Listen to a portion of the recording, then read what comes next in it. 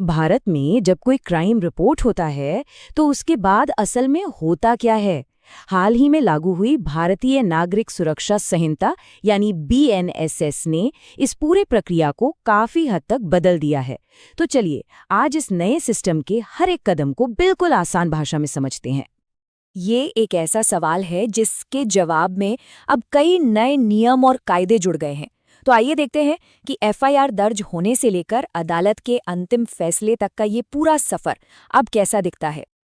सबसे पहले चलिए इस बड़े बदलाव को समझते हैं। इसे सोचने का एक आसान तरीका है भारतीय न्याय संहिता यानी बीएनएस, वो रूल बुक है जो बताती है कि कौन सा काम जुर्म है और उसकी सजा क्या है। और भारतीय नागरिक सुरक्षा संहिता यानी बीएनएसएस वो गेम प्लान है जो ये तय करती है कि किसी केस की जांच और सुनवाई की पूरी प्रक्रिया कैसे चलेगी। इस पूरी प्रक्रिया को समझने के लिए हमने इसे 6 हिस्सों में बांटा है। पहले देखेंगे नए नियम क्या हैं, फिर जांच कैसे शुरू होती है, मामला पुलिस से अदालत तक कैसे पहुंचता है, अदालत के अंदर क्या होता है, फिर अंतिम फैसला और आखिर में फैसले के बाद क्या-क्या विकल्प होते हैं।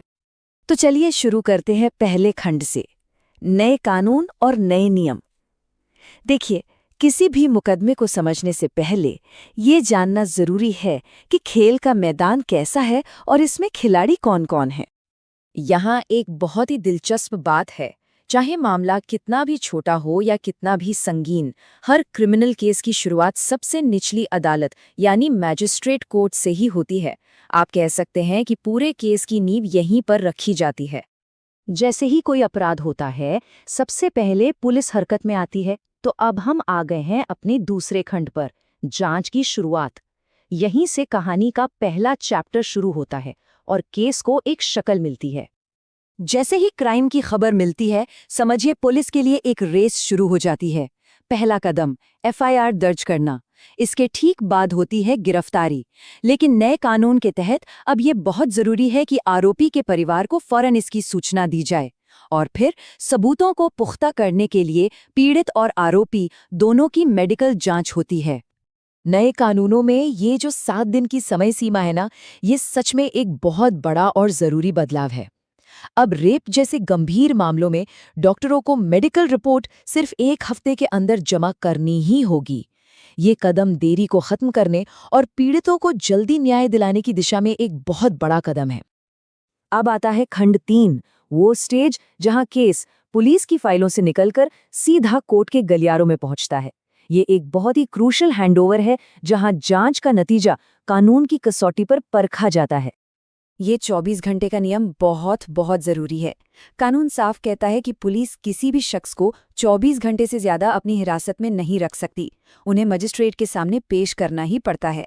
ये नियम आरोपी के अधिकारों की रक्षा करता है और किसी भी तरह की मनमानी गिरफ्तारी पर रोक लगाता है। अच्छा, जब मजिस्ट्रेट के सामने पेशी होती है तो 2 रास्ते खुलते हैं। अगर पुलिस को लगता है कि उन्हें और पूछताछ करनी है तो वो पुलिस कस्टडी मांगते हैं। लेकिन अगर अदालत को ये लगता है कि आरोपी बाहर रहकर गवाहों को धमका सकता है या सबूत मिटा सकता है तो उसे जुडिशियल कस्टडी में यानी जेल भेज दिया जाता है। ये 90 दिनों की डेडलाइन है ना, ये पुलिस के ऊपर एक तरह का प्रेशर कुकर है।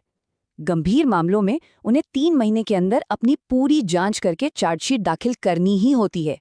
अगर वो ऐसा नहीं कर पाते तो आरोपी को डिफॉल्ट बेल मिल जाती है। ये उसका कानूनी हक बन जाता है। ये नियम पक्का करता है कि मामले सालों साल लटके न रहें। और अब हम पहुंच गए हैं इस कहानी के एपी सेंटर में, खंड 4 यानी कोर्ट रूम के अंदर। यहीं पर शुरू होती है सच की असली लड़ाई, दलीलों और सबूतों के बीच। मुकदमे की जो ऑफिशियल शुरुआत होती है वो आरोप तय करने से होती है। आसान शब्दों में कहें तो ये वो पल है जब जज आरोपी को बिल्कुल साफ साफ बताते हैं कि उन पर कौन कौन से कॉन्क्रीट आरोप हैं और इन्हीं आरोपों पर अब केस चलेगा। किसी भी मुकदमे का दिल होते हैं गवाह और उनके बयान। पहले एक वकील अपने ही गवाह से सवाल पूछकर उसकी कहानी अदालत के सामने रखता है। इसे कहते हैं एग्जामिनेशन इन चीफ।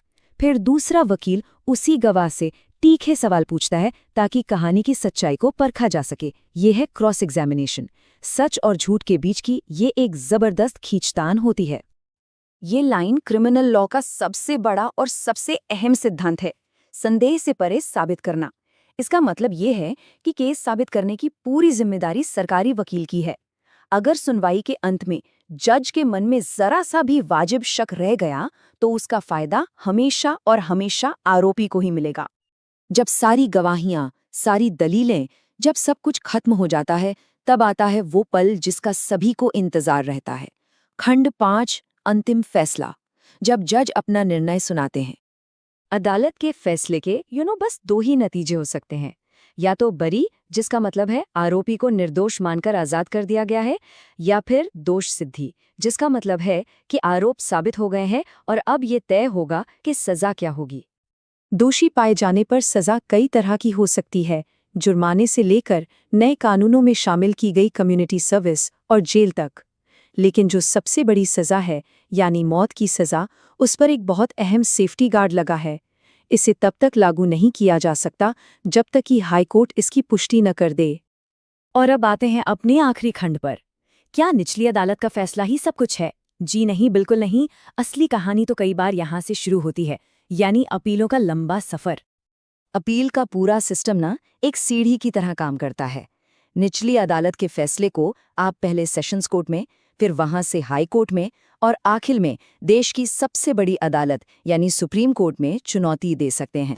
मौत की सजा के मामलों में जब सारे कानूनी दरवाजे बंद हो जाते हैं, तब भी कुछ असाधारण रास्ते बचे होते हैं, जैसे राष्ट्रपति के पास दया याचिका भेजना या फिर सुप्रीम कोर्ट से ही अपने फैसले पर दोबारा विचार करने की गुहार लगाना। ये दिखाता है कि हमारा सिस्टम किसी की जान लेने से पहले हर मुमकिन मौका देता है। तो हमने देखा कि जांच से लेकर अपीलों के आखिरी सिरे तक का ये सफर कितना लंबा और पेचीदा है। लेकिन ये हमें एक बहुत बड़ी सवाल पर लाके छोड़ देता है। जब कानून के सारे दरवाजे बंद हो जाते हैं, तो क्या न्याय की प्रक्रिया वाकई में पूरी हो जाती है? इस पर सोचिएगा जरूर।